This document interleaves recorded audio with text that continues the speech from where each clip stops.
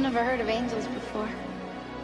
They're the most beautiful creatures in the universe. You must be one. Maybe you just don't know it.